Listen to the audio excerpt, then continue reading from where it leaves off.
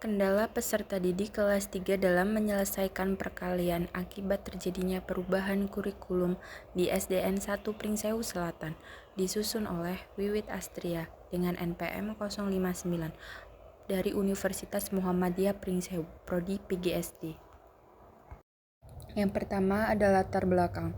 Perkembangan pembangunan dan teknologi yang sangat pesat di Indonesia adalah salah satu faktor perubahan kurikulum. Oleh karena itu, dengan memahami sejarah perkembangan kurikulum di Indonesia, dalam Undang-Undang Nomor 20 Tahun 2003 dikemukakan bahwa kurikulum adalah seperangkat rencana dan peraturan mengenai isi dan bahan ajaran serta cara yang digunakan sebagai pedoman dalam pelaksanaan proses belajar mengajar. Matematika merupakan mata pelajaran yang sangat penting dalam pendidikan, dan salah satu konsep dasar matematika adalah perkalian. Namun, seringkali siswa mengalami kesulitan ini dalam memahami dan mengerjakan perkalian. Kesulitan ini dapat memiliki dampak negatif dan pemahaman konsep matematika yang lebih kompleks di masa depan. Kesulitan dalam perkalian dapat berkisar dari kesalahan sederhana seperti kesalahan perhitungan hingga kesulitan yang lebih mendalam dalam memahami konsep dasar perkalian, karena pemahamannya yang lemah tentang perkalian dapat mempengaruhi kemampuan siswa dalam memecahkan masalah matematika yang lebih kompleks. Identifikasi masalah.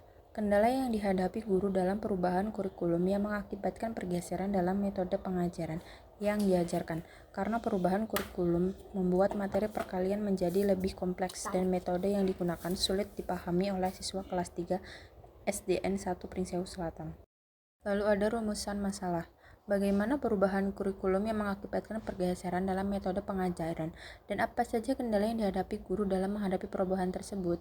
Bagaimana perubahan kurikulum yang menghasilkan materi dan metode pengajaran yang sulit dipahami dalam menguasai perkalian dan upaya untuk mengatasi masalah ini. Apa saja langkah-langkah yang dapat diambil untuk mengatasi kendala keterbatasan sumber daya di kelas 3 SDN 1 Pringsewu Selatan?